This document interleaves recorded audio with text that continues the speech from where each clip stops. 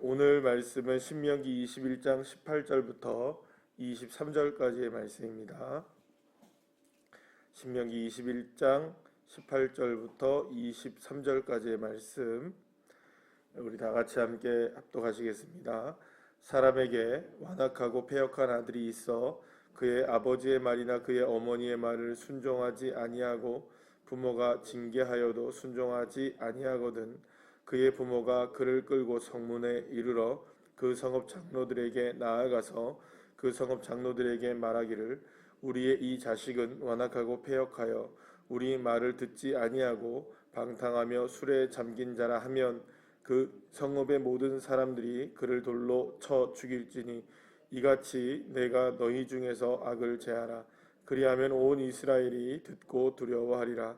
사람이 만일 죽을 죄를 범함으로 내가 그를 죽여 나무 위에 달거든 그 시체를 나무 위에 밤새도록 두지 말고 그날에 장사하여 내 하나님 여호와께서 내게 기업으로 주시는 땅을 더럽히지 말라. 나무에 달린 자는 하나님께 저주를 받았음이니라. 아멘. 할렐루야. 자식 귀하지 않은 부모가 이 세상에 어디 있겠습니까? 모두가 다 내 자식은 다 귀한 자식입니다. 그래서 그런 말도 있지 않습니까? 고슴도치도 자기 자식이 이쁘다라고 얘기를 한다 하지 않아요? 그만큼 내 눈에는 내 자식이 가장 귀하고 내 자식이 가장 이쁘고 또 존귀한 존재라는 것을 우리 부모들은 모두가 다 알고 있습니다. 그래서 어떻게 보면 우리가 이 자식을 자식의 말이라면 모든 것이 다 이제 뭐랄까요, 다 넘어가게 되고 자식이라고 하면 껍벅하게 되는 것이 사실은 우리 부모들의 입장에서는 다 이해가 되는 말들이라고 생각할 수 있습니다. 오늘 그 본문에서 우리가 보게 되면 그런 의미에서 보게 되면 참 이해할 수 없는 한 가지의 장면을 우리가 보게 됩니다. 사실은 부모의 말에 순종하지 않은 자녀가 있을 경우 오늘 본문에서 보면은 그 자녀가 엄마의 말도 아빠의 말도 잘 듣지 않고 또 패역하게 행하고 완악하고 거기다가 방탕하고 죄도 많이 짓고 술도 많이 먹고 만약 그러면은 이 자식을 데려다가 어떻게 하라고 얘기하냐면 성문 밖으로 성문에 끌고 나와서 이 자녀가 이러이러하게 부모의 말을 듣지 않습니다라고 성읍의 장로들을 불러놓고 이야기를 한다면 그 이야기를 들은 그 장로들이 봤을 때 이 아이의 그러니까 자녀의 죄가 참 심각하구나라고 생각이 들면 이제 모든 백성들이 이 아이를 돌로 죽이라는 겁니다.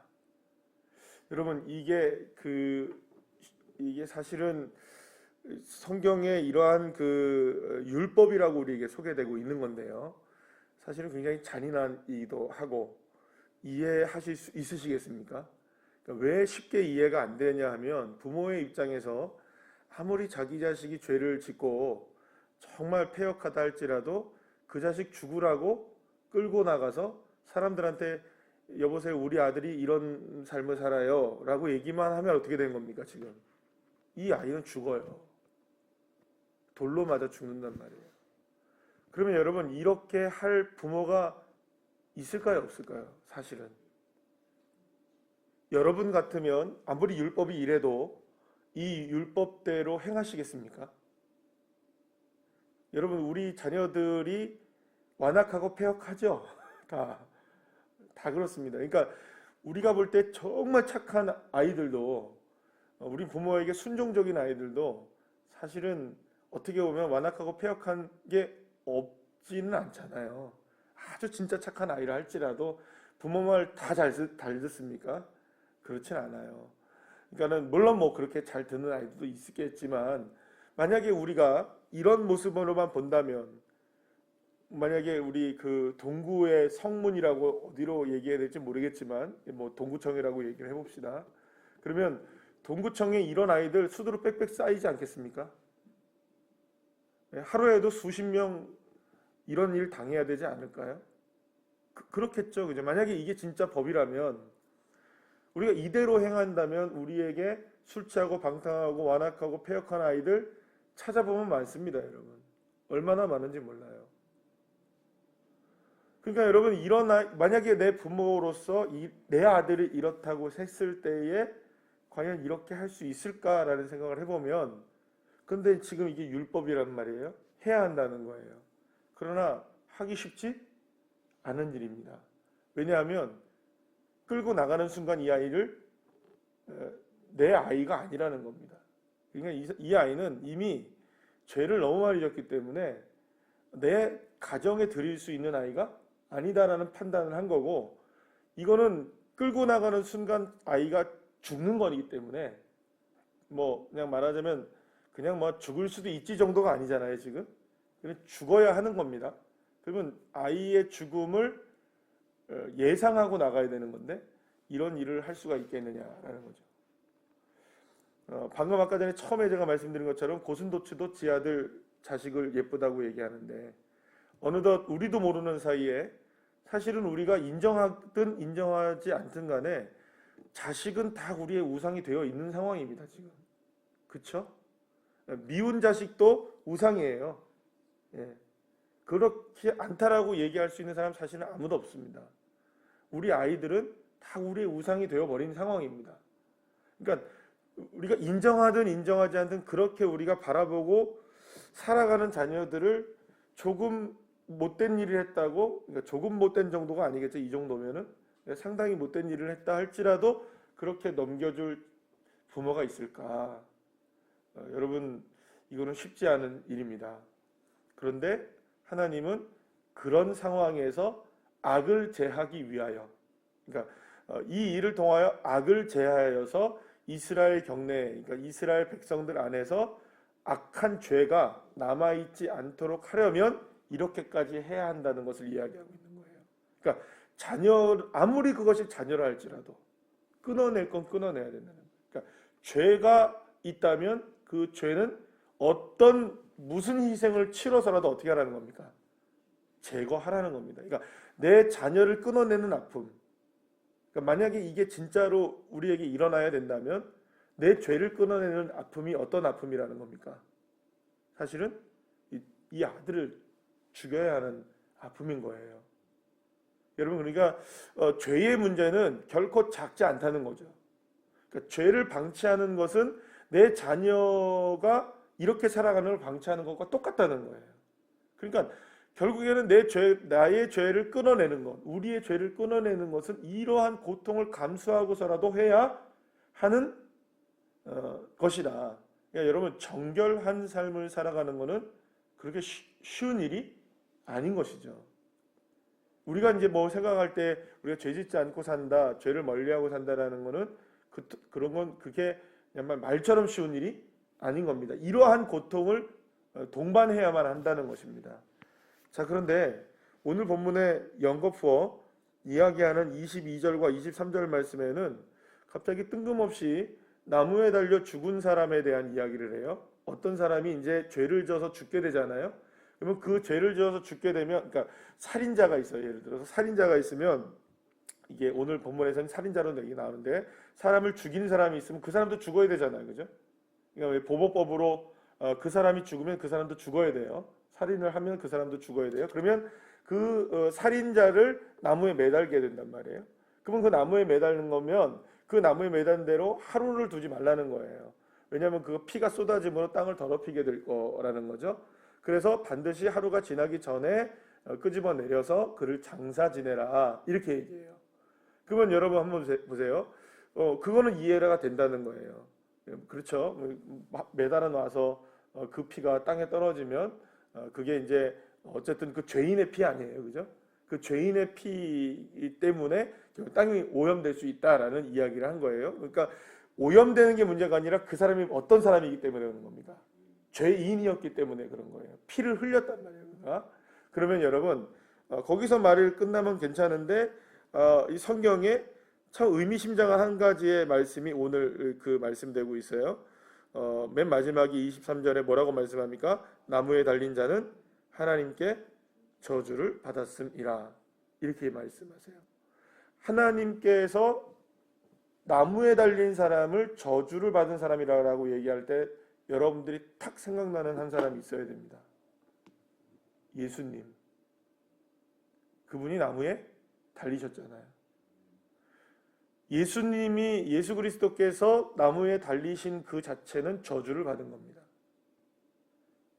여러분, 그래서 십자가는 우리에게는 은혜이지만 매달린 자에게는 저주를 상징하고 있어요. 그럼 예수님이 왜 저주를 받으셨나요? 왜 나무에 매달리셔야 됐나요? 저주를 받은 게 이 죄 때문이잖아요. 그러니까 나무에 달리는 죄는 어떤 죄입니까? 살인에 해당하는 죄를 져야 나무에 매달리는 거예요. 그러면 살인에 해당하는 그 죄는 어떤 죄입니까? 이 사람 죽는 죄잖아요. 그럼 그 앞에 있는 내용을 한번 생각해 보죠. 패역한 죄를 진 거예요. 악한 죄를 진 거예요. 바뀌지 않는 죄를 진 거예요. 아무리 설득하고 아무리 좋은 말로 타일러도 그 죄에서 벗어나지 못했어요. 그 사람은 죽는 겁니다. 아버지가 어디로 끌고 나오는 겁니까? 성문에 끌고 나와서 이 아이 죽이라고 얘기하는 거예요. 그 아버지의 마음이 어떨까요? 그 아버지의 그 심정은 어떤 마음일까요? 그 아이를 저주해야 하잖아요. 그죠? 내 자식이지만 죄 때문에 이 아이를 저주해야 어떻게 되는 겁니까? 성문 앞으로 끌고 나와서 이 아이가 죽고 나무에 달리는 거예요. 근데 그 아이는 저주를 받는 거란 말이죠. 이게 누구의 마음이신지 아시겠죠? 우리 인간의 죄를 향한 하나님 아버지의 마음이신 겁니다. 자기의 아들이신 예수 그리스도가 죄가 없음에도 불구하고 성문에 끌고 나와서 이 아이 죽이라고 이야기하셔야만 하는 그 아버지의 마음, 그리고 그렇게 끌려 나와야만 하는 예수님의 마음. 여러분, 이 마음을 한번 생각해 보시죠. 예수님 죄 있으십니까? 죄가 있다면 억울하지 않으실 거예요. 죄가 없는데 죄가 갑자기 다 전가되었어요. 누구의 죄가? 우리 모두의 죄가. 예수님은 죄가 없으신 분이세요. 그런데 죄인이 되셨어요. 그리고 아버지에게 끌려 나오셨어요. 그리고 던져졌어요. 수많은 사람들이 돌을 던집니다. 그리고 결국엔 나무에 매달려 죽으십니다. 그리고 저주를 받아 죽게 되신 거죠. 그렇게 버릴 수밖에 없으셨던 아버지의 마음이, 하나님의 마음이, 그 아들을 저주할 수밖에 없었던 하나님의 마음이 왜 그 일을 하셨느냐? 사랑하는 여러분, 저와 여러분의 죄 때문입니다. 저와 여러분이 죽어야 될 자리에 예수님이 끌고 나오신 것이고, 끌려 나오신 것이고, 저와 여러분이 저주를 받아 달려야 할 그 나무에 예수님이 저주를 받아 달리신 겁니다. 죄 없으신 예수님이 말입니다. 누구의 죄 때문에? 나의 죄 때문에. 오늘 이 본문에서, 이 본문은 단순하게 율법적인 이야기를 이야기하는 것 이상의 의미를 담고 있습니다. 바로 아버지 하나님의 마음과 그 죄를 짊어지셔야만 하는 예수 그리스도의 그 마음이 고스란히 담겨져 있습니다. 오늘 이 말씀을 여러분들 잘 묵상하시면 이번 주일날 함께 나누실 말씀을 깊이 있게 이해하시게 될 겁니다.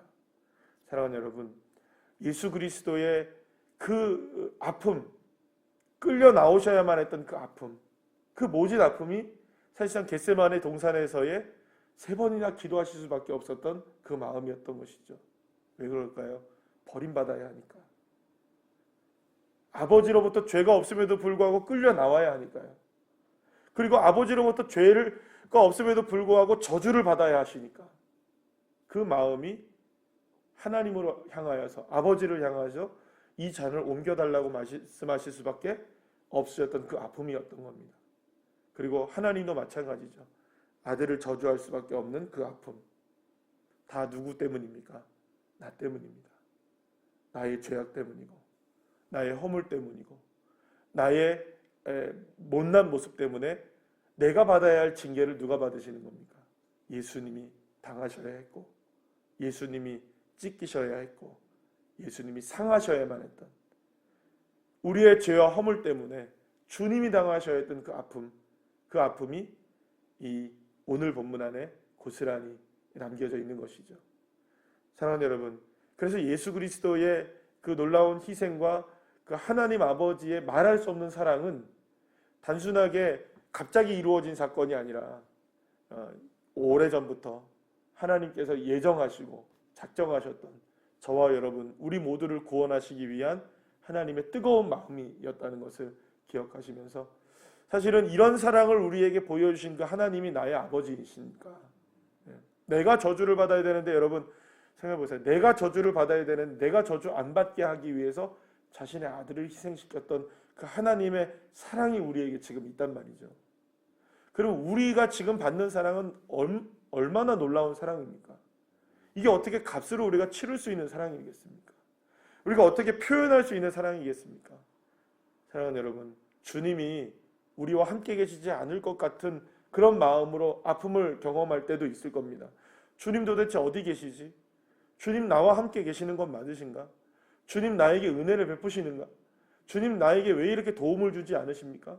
주님 도대체 어디에 계십니까? 주님 정말 나를 사랑하는 건 맞습니까? 예, 맞습니다. 내가 저주받아야 될 그 자리에 주님이 저주를 받으셨고, 내가 아픔을 당해야 됐던 그 아픔을 주님이 다 담당하셨지 않습니까? 그 하나님의 사랑이 지금도 나에게 흐르고 있기에 내가 구원받은 자녀로 지금 살고 있는 거 아니겠습니까? 사랑하는 여러분, 하나님의 사랑 멀리 있지 않으십니다. 지금 나와 함께 계십니다. 그 하나님이 저와 여러분을 위로하시고 이 고통스러운 어려운 환경 속에서 힘을 주실 줄 믿습니다. 그리고 우리를 이렇게 세우셔서 우리가 당해야 될 저주를 다 담당하신 분이 계시는데 우리가 이겨내지 못할 일이 무엇이고 다시금 우리가 일어서지 못할 일이 무엇이겠습니까? 그 주님의 사랑으로 다시금 일으켜지는, 세워지는 저와 여러분 한 사람 한 사람 되시기를 간절히 축원합니다. 기도하시겠습니다.